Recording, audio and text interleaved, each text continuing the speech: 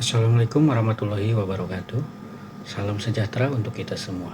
Perkenalkan, saya M. Anton Nur Hidayat, dosen pada program studi manajemen program sarjana Fakultas Ekonomi dan Bisnis Universitas Pamulang. Pada kesempatan ini, saya akan menyampaikan materi pembelajaran sebagai bagian dari video ajar dalam proses sertifikasi dosen. Sebelumnya, saya akan menyampaikan bahwa sebagai dosen, saya telah melaksanakan tridharma perguruan tinggi, yaitu di bidang pengajaran, penelitian, dan pengabdian kepada masyarakat. Khusus pada bidang pengajaran, saya mengampu mata kuliah manajemen strategi. Mata kuliah ini adalah mata kuliah inti yang terdiri dari 3 SKS dan diajarkan pada mahasiswa semester 4 yang bertujuan untuk membekali mahasiswa dengan kemampuan berpikir strategis dalam pengambilan keputusan manajerial dan mampu memandang berbagai isu bisnis secara menyeluruh dari sudut pandang organisasi. Berikutnya yaitu capaian pembelajaran mata kuliah. Setelah mengikuti mata kuliah ini, mahasiswa mampu memahami dan menjelaskan konsep dasar manajemen strategi, menganalisis lingkungan internal dan eksternal organisasi, merumuskan serta mengevaluasi alternatif strategi, mengimplementasikan strategi secara efektif, serta menunjukkan kemampuan berpikir strategis, kerja tim, dan komunikasi dengan mengintegrasikan nilai-nilai etika dan tanggung jawab sosial dalam proses pengambilan keputusan strategis. Berikutnya yaitu metode pembelajaran. Mata kuliah ini diselenggarakan dengan pendekatan blended learning, yaitu metode pembelajaran yang mengkombinasikan perkuliahan tatap muka dengan pembelajaran daring. Melalui pendekatan ini, mahasiswa memiliki kesempatan untuk belajar secara lebih fleksibel tanpa mengurangi kualitas interaksi dan pencapaian tujuan pembelajaran. Selama perkuliahan, saya memanfaatkan berbagai aktivitas pembelajaran seperti menyampaikan materi, diskusi, studi kasus, penugasan presentasi, dan evaluasi pembelajaran. Seluruh kegiatan tersebut dirancang agar mahasiswa tidak hanya memahami konsep dan teori tetapi juga mampu menerapkannya dalam menyelesaikan permasalahan yang relevan dengan bidang manajemen. Berikutnya yaitu metode evaluasi atau penilaian. Yang pertama ada kehadiran, di mana kehadiran ini sebesar 10%, dan yang kedua ada tugas sebesar 20%, yang ketiga ada ujian tengah semester yaitu sebesar 30%, dan ujian akhir semester sebesar 40%. Baiklah, itu yang dapat saya sampaikan. Selanjutnya, mari kita mulai pembelajaran dengan semangat, antusias, dan komitmen untuk terus belajar. Selamat mengikuti perkuliahan. Terima kasih. Wassalamualaikum warahmatullahi wabarakatuh. Assalamualaikum warahmatullahi wabarakatuh.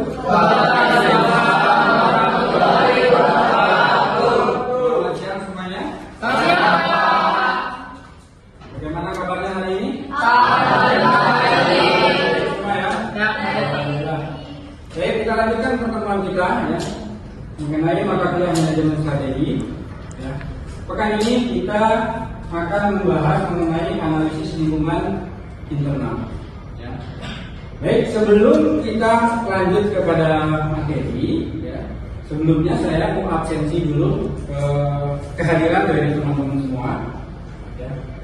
Oke, yang pertama Abel, Abel Suci, Adesika, Angelina, Hadir Pak. Angelina ya, Aulia, Hadir Pak. Khairul Java, Java Fiosa, Dita, Eka, tidak ada, Erlia, Fadila, Gali, Juwani, Krisna, Maria, Minal, Muhammad Rifki, Suharna, Muhammad Rifki, Muhammad Agung, Muhammad Akbar, Ajis, Asel, Najwa, Nisa, Putri, Ronald, Sekar, Selvira, Sohifatul, Silvina, Tegar, Lutfa, Bulan. Baik ya, itu tadi yang hadir, ada beberapa yang tidak hadir ya. yang tidak hadir hari ini, mudah-mudahan pekan depan kita bisa hadir untuk mengikuti pembelajaran lagi ya. Baik, kembali lagi ke materi ya. Hari ini adalah pertemuan kelima. Artinya sebelum pertemuan hari ini ada pertemuan sebelumnya, yaitu pertemuan keempat. Masih ingat materi pertemuan keempat itu apa? Masih Pak. Apa? Ajis. Jadi formulasi strategi. Jadi materi sebelumnya adalah Formulasi strategi. formulasi strategi. Apa itu formulasi strategi? Formulasi strategi adalah langkah penting dalam proses manajemen strategi, di mana organisasi merumuskan. Di sini ada beberapa langkah. Yang pertama itu adalah penetapan visi dan misi. Kemudian adalah analisis lingkungan. Selanjutnya pemilihan strategi. Kemudian penetapan tujuan strategi. Lalu perencanaan taktis. Kemudian monitoring dan pengukuran. Dilanjut dengan evaluasi dan perubahan. Dan yang terakhir komunikasi strategi. Baik, terima kasih Ajis. Jadi minggu lalu materi kita mengenai formulasi strategi ya. Tadi sudah disampaikan oleh Muhammad Ajis bahwa formulasi strategi adalah langkah penting dalam proses manajemen strategi ya, di mana organisasi itu merumuskan dalam penetapan visi misi ya, analisis lingkungan, ada penetapan tujuan, pemilihan strategi, monitoring dan pengukuran, ada evaluasi dan komunikasi strategi. Itu materi kita pekan lalu ya, mengenai formulasi strategi. Untuk hari ini materi kita mengenai analisis lingkungan internal ya. Materi hari ini yang akan kita bahas yaitu yang pertama adalah pengertian dari analisis lingkungan internal itu apa ya. Yang kedua yaitu tahapan proses analisis lingkungan internal itu apa, dan yang terakhir yaitu mengelompokkan faktor-faktor internal organisasi ya. Jadi itu materi yang akan kita bahas pada pertemuan kita hari ini ya, mengenai lingkungan internal organisasi ya, atau analisis lingkungan internal ya. Jadi itu yang akan kita bahas pada hari ini. Baik, sebelumnya ada yang pernah mendengar nggak sih apa itu lingkungan internal? Ya. Lingkungan internal itu berarti lingkungan yang ada di dalam organisasi ya. Jadi lingkungan internal adalah lingkungan yang ada di dalam organisasi ya.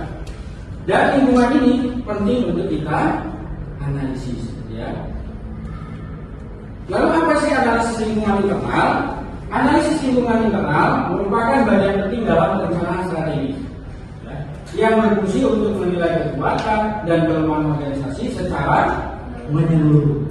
Itu adalah analisis lingkungan internal.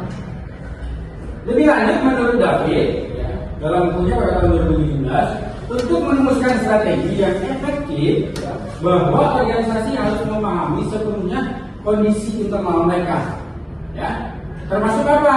Ada sumber daya yang tersedia. Sumber daya itu sumber daya apa saja yang ada dalam organisasi? Yaitu ada sumber daya fisik maupun non fisik ya. Lalu ada kapabilitas yang dimiliki. Apa itu kapabilitas? Kemampuan organisasi ya.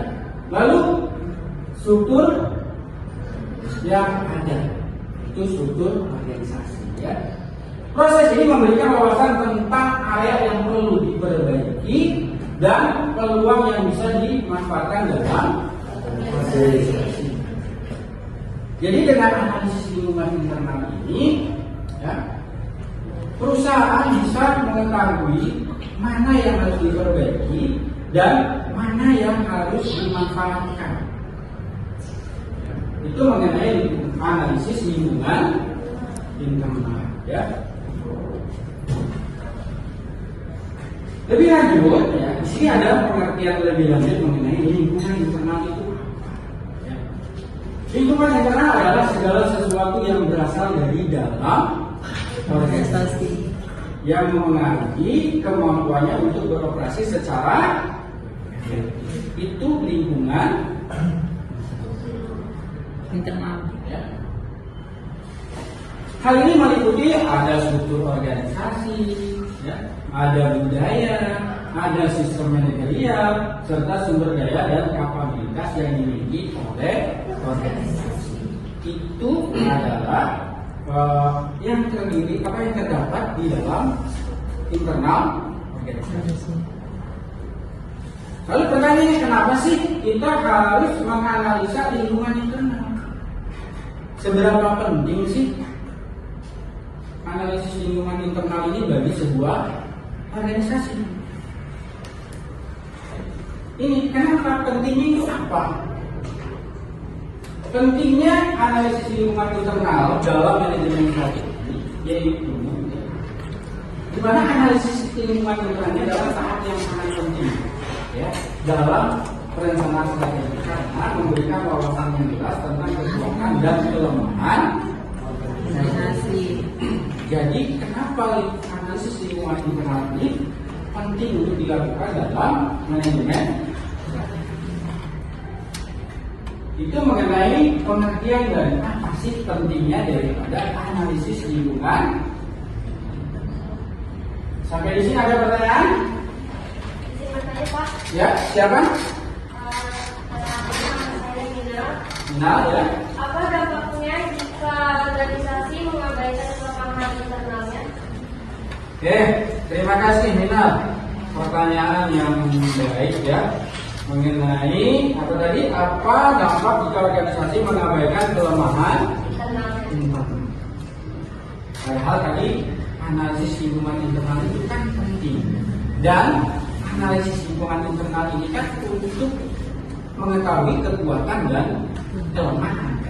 Pertanyaannya adalah bagaimana kalau organisasi itu mengabaikan kelemahan? Jadi ini pertanyaan yang bagus sekali ya, bahwa jika kelemahan internal tidak diperhatikan, organisasi akan kesulitan. Kesulitan dalam bersaing di pasar dan tidak mampu merespon perubahan lingkungan dengan artinya kelemahan ini kan bisa menjadi sumber munculnya ancaman. Maka dari itu kelemahan ini tidak boleh diabaikan. Tidak boleh diabaikan. Karena jika dengan kelemahan ini diabaikan, maka tentu tidak ada yang namanya perbaikan. Tidak ada perbaikan baik itu dalam sumber dayanya dan yang lainnya. Itu artinya membuat organisasi ini akan kesulitan untuk bersaing. Karena kita tahu di luar organisasi itu ada banyak hal yang harus kita sesuaikan. Internal kita itu harus juga beradaptasi dengan apa yang terjadi, dengan perubahan yang terjadi. Maka dari itu, jika ada kelemahan yang memang perlu jadi perbaiki, maka perlu diperhatikan dan diperbaiki sehingga perusahaan akan bisa bersaing, ya, di luar. Ya. Tetapi jangan juga kita terlalu fokus dengan kelemahan. Jadi kelemahan ini bukan berarti harus diabaikan, tetapi jangan juga menjadi poin utama yang difokuskan. Karena kalau nanti kita terlalu fokus dengan kelemahan, kita akan melupakan bahwa kita punya kekuatan. Padahal dengan kekuatan ini kita mempunyai peluang. Yang bisa jadi peluang ini bisa menutupi kelemahan kita atau memperbaiki kelemahan. Ya, jadi seperti itu. Jadi dampaknya jika kita abaikan, maka organisasi akan sulit untuk bersaing di pasar. Untuk itu kelemahan ini tidak boleh diabaikan. Makanya ada namanya analisis lingkungan karena ini penting. Ya. Baik, terima kasih ya pertanyaannya. Ada lagi pertanyaan? Ada, Pak. Tidak ada?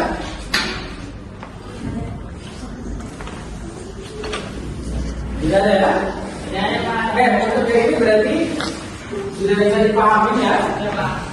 Kalau bisa dipahami maka bisa kita lanjutkan ke submateri berikutnya. Ya. Jadi tadi sudah kita bahas mengenai pengertian dari analisis lingkungan internal itu apa, ya. Bahkan tadi ada pertanyaan mengenai pentingnya ya yang masuk ke dalam pentingnya tim analisis lingkungan internal itu. Baik, kita lanjut ke sub materi berikutnya, yaitu mengenai tahapan proses analisis lingkungan internal dalam manajemen strategi.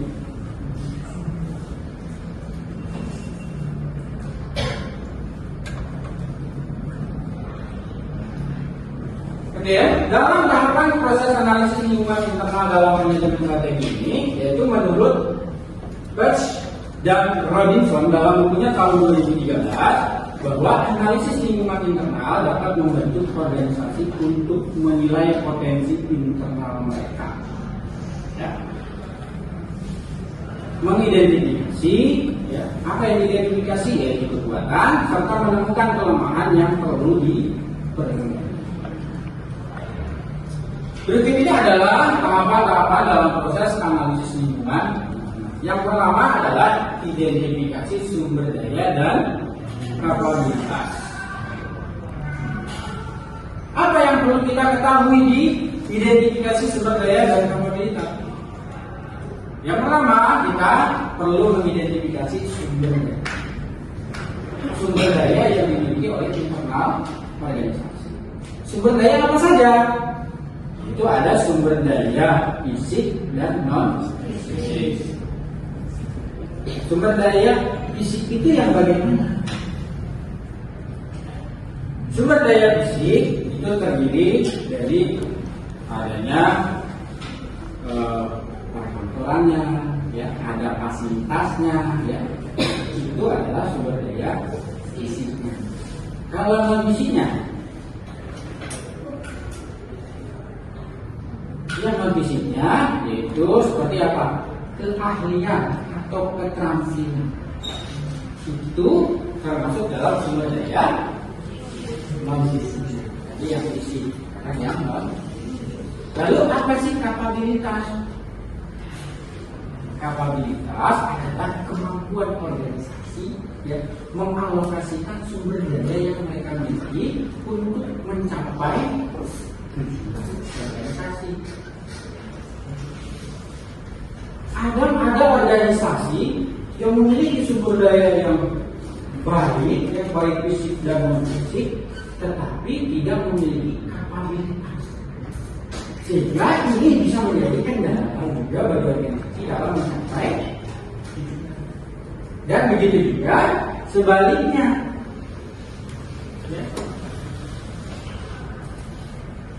Jadi antara sumber daya dan kapabilitas ini harus sama-sama baik. Kalau sumber daya bagus tapi tidak punya kemampuan pengelolaannya, juga tidak. Kemampuan pengelolaannya baik tapi sumber dayanya tidak ada, apa yang akan kita lakukan? Maka kedua ini harus sama-sama baik karena kedua ini saling berhubungan. Itu mengenai tahapan yang pertama, itu mengidentifikasi sumber daya yang kita miliki itu seperti apa, kemampuan yang kita miliki itu bagaimana. Ya. Terus yang kedua yaitu evaluasi kekuatan dan kelemahan. Tentu setiap organisasi itu memiliki kekuatan dan juga memiliki kelemahan. Makanya perlu kita evaluasi kekuatan kita apa, karena kekuatan kita bisa kita gunakan untuk apa? Memanfaatkan peluang yang sedangkan kelemahan yang kita miliki, ya, ini bisa menjadi sesuatu hal untuk kita perbaiki. Ya, jangan sampai kelemahan yang ada ini seperti tadi katakan, kalau sampai diabaikan, ini bisa menjadi sumber ancaman bagi internal organisasi. Jadi perlu dievaluasi kekuatan kita di mana, kelemahan kita apa yang perlu kita selesaikan. Ya, itu tahapan yang kedua. Tahapan yang berikutnya yaitu penilaian struktur organisasi dan sistem. Jadi kita juga perlu melakukan penilaian struktur organisasi. Struktur organisasi itu apa sih? Struktur organisasi yaitu bahasa mudahnya biasanya adalah pembagian tugas dan wewenang dalam sebuah organisasi. Ya. Lalu sistem manajerialnya bagaimana? Sistemnya bagaimana? Sistem manajemennya bagaimana? Ya. Nah, struktur organisasi ini kan harus jelas, tugasnya harus jelas, wewenangnya harus jelas. Begitu juga dengan sistem manajemennya yang mendukung, ya, dalam proses pelaksanaan pembagian kerja yang sudah dilakukan dalam struktur organisasi. Oke, itu tahap yang ketiga. Tahap berikutnya yaitu analisis budaya organisasi. Ini juga perlu kita mengenai budaya. Budaya itu ada yang tahu? Kebiasaan. Ada lagi?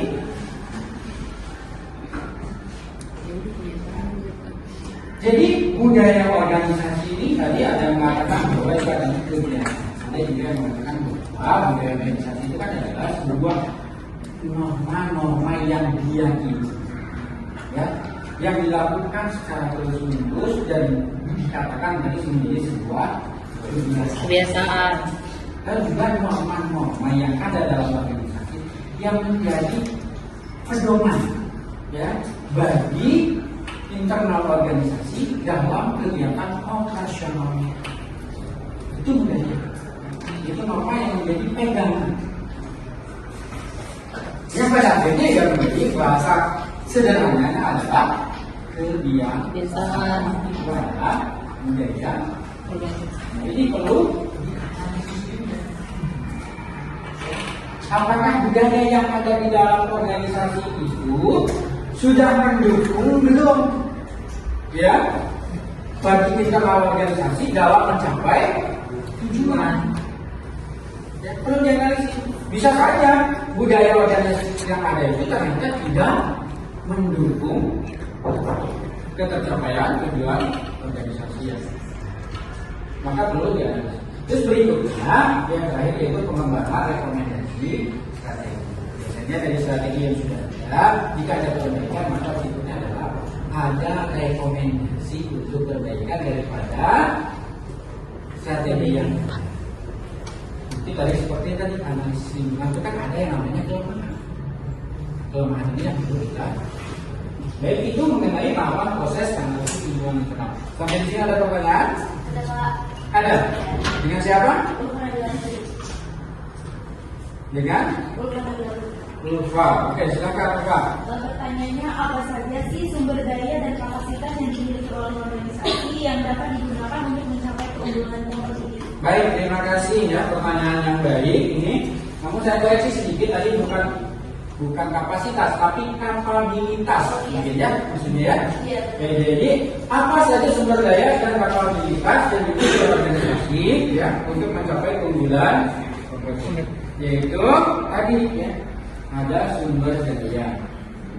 Ya, sumber daya itu merupakan aset yang dimiliki oleh organisasi baik yang bersifat fisik maupun non fisik. Ya, sumber daya fisik meliputi ada fasilitas, ada teknologi dan infrastruktur. Sementara yang non fisik meliputi pengetahuan, data maupun hubungan. Lalu apa itu kapabilitas? Kapabilitas merupakan kemampuan organisasi dalam mengelola dan memanfaatkan sumber daya yang ada. Jadi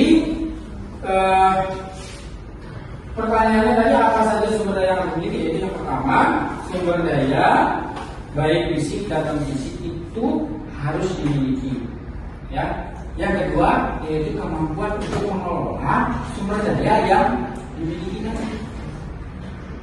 Jadi dengan sumber daya yang ada dan kemampuan dalam untuk mengelola sumber daya yang ada itu menjadi modal yang baik bagi organisasi. Baik, tidak ada pertama saya ada pertanyaan lagi? Sudah Pak. Sudah ya, cukup ya, berarti sudah bisa dipahami yang tadi ya. Jika sudah bisa dipahami, maka berikutnya yaitu mengelompokkan faktor-faktor internal organisasi dalam manajemen strategi ya. Di mana faktor internal organisasi merupakan tahapan penting dalam analisis manajemen strategi ya. Yang pertama yaitu sumber daya. Tadi sudah saya sampaikan, dalam sumber daya itu ada fisik dan non fisik. Yang kedua yaitu kapabilitas organisasi. Kapabilitas ini adalah kemampuan mengelola ya. Lalu ada budaya organisasi, struktur organisasi, dan sistem manajemen. Ini adalah faktor-faktor internal organisasi dalam manajemen strategi. Sampai di sini bisa dipahami? Baik, kalau bisa dipahami, ya.